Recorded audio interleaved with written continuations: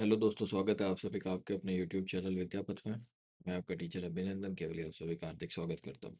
आज हम डिस्कस करने जा रहे हैं कि नॉर्थ इंडिया में मुगल एम्पायर्स को क्या क्या स्ट्रगल्स का सामना करना पड़ा था। एक एम्पायर कभी भी, एक कोई भी चीज़, कोई कंपनी हो चाहे एम्पायर हो, कभी लीनियर वे में नहीं चल सकती। उसको स्ट्रगल्स तो करने ही पड़ते हैं अपने आप को स्थापित करने के लिए। तो चलिए आसान शब्दों में समझते हैं कि क्या क्या स्ट्रगल्स थे। इब्राहिम लोदी और बाबर, जो इब्राहिम लोदी को ही हटा के मुगल डायनेस्टी का स्थापना हुई थी इंडिया में। इब्राहिम लोदी उस समय एक पागल शासक था जिसके पास कोई दिमाग नहीं था। तो इब्राहिम लोदी के मंत्रियों ने बाबर को इनविटेशन भेजा कि आप इंडिया आए, युद्ध करें। तो उस इनविटेशन के बेसिस पे पहली लड़ाई हुई पानीपत 1526 में, जिसमें इब्राहिम लोदी को मार के बाबर ने इंडिया पे अपना मुगल्स का अपना और मुगल्स का एक शासन स्थापित किया। बाबरनामा में भी बाबर ने उस समय की जो इब्राहिम लोदी की पॉलिटिकल और कल्चरल चीज़ें थी, और उस समय की पॉलिटिकल और कल्चरल क्लाइमेट था इंडिया का, वो डिस्कस किया है। इस जीत के बाद ही मुगल डायनेस्टी का एक नींव पड़ी भारत में, और एक मिडिवल इंडिया से मुगल एरा की तरफ भारत बढ़ा।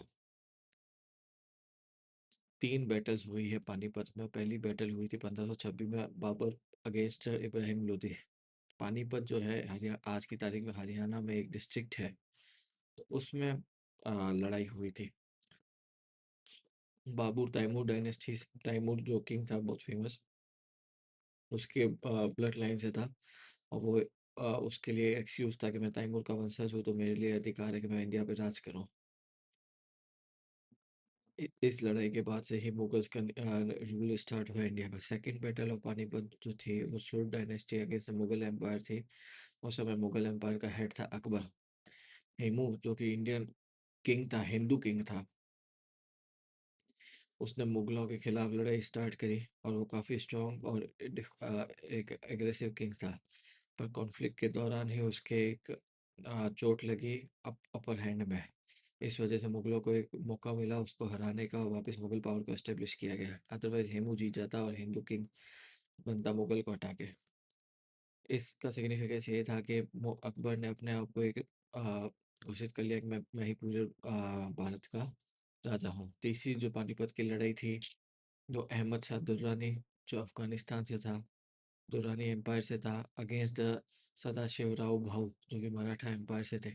कई नॉर्थ इंडियन लोकल लीडर्स ने मराठास की शिकायत करी थी अफगान लीडर से, और मराठास के बढ़ते हुए डोमिनेंस से वो नाराज थे। वो नहीं चाहते थे कि उनका और डोमिनेंस बढ़े। उसके परिणाम स्वरूप अहमद शाह दुर्रानी जो है, उन्होंने लड़ाई स्टार्ट करी पानीपत में मराठा एम्पायर के खिलाफ, और उसका नतीजा ये रहा कि अहमद शाह दुर्रानी की जीत हुई। लॉस दोनों तरफ हुए, पर जीत अंत में अहमद शाह दुर्रानी की हुई। इससे मराठा एम्पायर का जो सिग्निफिकेंस था, उसके जो नॉर्थ के नॉर्थ में जो उसकी प्रोग्रेस मिल रही थी, उसको एक झटका लगा। उसके बाद मराठा एम्पायर धीरे धीरे कमजोर हो गया। मुगल डायनेस्टी में गुजरात को जीतने का संघर्ष कई दशकों तक चलता रहा। 3 राजाओं का इसमें योगदान रहा। आसानी से वो लोग मुगल्स लोग गुजरात को नहीं जीत पाए। पहला प्रयास किया था बाबर ने 1526 और 27 के बीच में। उसने अपनी टेरिटरी को बढ़ाने के लिए गुजरात पे अटैक किया। उस समय गुजरात का लीडर महमूद बेगाड़ा और भी कई रीजनल लीडर्स ने उसकी आर्मी का विरोध किया, पर उसके बावजूद भी बाबर की सेना ने चंपानेर पे 1527 में अधिकार स्थापित कर लिया। पर युद्ध जीतने के बाद, चंपानेर जीतने के बाद भी बाबर के लिए मुश्किल था कि वो उसको सस्टेन कर सके। कई मॉनसून प्रॉब्लम्स हुई थी, लॉजिस्टिकल प्रॉब्लम्स हुई थी कि वहां तक कैसे सप्लाई की जा सके। उस वजह से उसको वापस छोड़ना पड़ा, और वो पूरी तरीके से गुजरात को नहीं जीत पाया जब तक वो जीवित था। उसके बाद प्रयास किया हुमायूं ने 1535 में। हुमायूं जो कि सेकेंड बादशाह था मुगल एम्पायर का, उसने बहादुर शाह जो उस समय गुजरात का किंग था उसके अगेंस्ट में लड़ाई स्टार्ट करी। 1538 में बहादुर शाह के खिलाफ दीव में वो लड़ाई चालू की, जिसमें हुमायूं की सेना, उसके सैनिक को कुचला गया, और एक तरीके से वो एक लड़ाई का अंत था। गुजरात अब उस समय तक भी मुगल्स के अधीन नहीं आया और एक इंडिपेंडेंट स्टेट रहा। और उसके बाद में हुमायूं को भी वहां से भागना पड़ा। तीसरा प्रयास अकबर ने किया। उसकी 2 स्टेजेस थी। अकबर ने 2 स्टेज में अपना प्रयास किया, और अकबर को सफलता भी मिली। अकबर जो कि हुमायूं का लड़का था, पहला उसका प्रयास 1572 में था, जब उसने गुजरात की कैपिटल अहमदाबाद को अपने कंट्रोल में लिया। पर उस समय के जो लोकल लीडर थे, उन्होंने अकबर के लिए मुश्किल कर दिया था अहमदाबाद को कंट्रोल में रखना है, यानी कि सस्टेन करना है।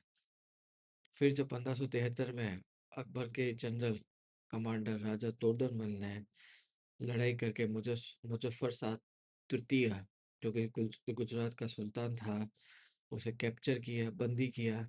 उसके बाद में मुगल एम्पायर स्थापित हुआ वहाँ पे, और उसका एडमिनिस्ट्रेशन चालू हुआ। और उसी के बाद में जहांगीर और शाहजहां भी कंफर्टेबली गुजरात के ऊपर अपना राज्य स्थापित कर सके। अकबर ने उसकी नींव रखी थी। गुजरात इसलिए इम्पोर्टेंट हो जाता है क्योंकि वो ट्रेड एंड कॉमर्स का एक मेन हब था उस समय में। और गुजरात काफ़ी महत्वपूर्ण भी था एडमिनिस्ट्रेटिव और इकोनॉमिक पर्सपेक्टिव से। गुजरात के बाद सबसे महत्वपूर्ण, सबसे स्ट्रगलिंग फेज मुगल एम्पायर का बंगाल बंगाल को कैप्चर करने में था। हुमायूं ने 1537 और 1539 के बीच में बंगाल को कैप्चर करने की कोशिश करी थी। उस समय बंगाल का राजा था गियासुद्दीन मोहम्मद शाह। एक वेल्दी और सक्सेसफुल एरिया था उस समय बंगाल। हुमायूं ने 1537 में बंगाल के गौर में अपना राज्य स्थापित किया। और उसके लिए काफ़ी मुश्किल हो गया था गौर को मेंटेन रखना, काफ़ी डिफ़िकल्टीज़ का उसे सामना करना पड़ा। उसमें मानसून सीजन भी था, उसके साथ साथ में बंगाली रेजिस्टेंस भी था। इसके चलते हुए हुमायूं को बंगाल छोड़ना पड़ा, उसे वापस बंगाल देना पड़ा। मोहम्मद शाह के गुजरने के बाद, एक्सपायर होने के बाद, उसको जो सक्सीड किया वो शेर खान ने किया, शेर शाह सूरी ने। शेर का एक महत्वपूर्ण ओकेशन थी हुमायूं की लाइफ में। अपने आप में पश्तून था शेर शाह सूरी। शेर शाह सूरी और हुमायूं के बीच में जंग हुई 1540 में कन्नौज में, जिसमें हुमायूं की हार हुई। उसके बाद में हुमायूं ने शरण प्राप्त करी पर्शिया में, जो आज की तारीख में ईरान है। कई सालों तक वहाँ पे हुमायूं की लाइफ काफ़ी लो एंड तक जा चुकी थी, काफ़ी फाइनेंशियल डिफिकल्टीज भी थी और पॉलिटिकल एक्सक्लूजन भी था। फिर जब शेर शाह सूरी का देहांत हुआ 1555 में, उसके बाद में हुमायूं की तकदीर बदली और उसने वापस दिल्ली और आगरा पे कब्जा किया पर्शिया की सहायता से। अगर वो वापस कब्जा नहीं करता तो बाद में अकबर और उसके बाद में आने वाली पूरी पीढ़ी को संघर्ष करना पड़ता। तो इस प्रकार से कुछ संघर्ष रहा मुगल डायनेस्टी का इंडिया में। अगर आपको वीडियो उपयोगी लगा हो तो लाइक करें, शेयर करें, सब्सक्राइब करें।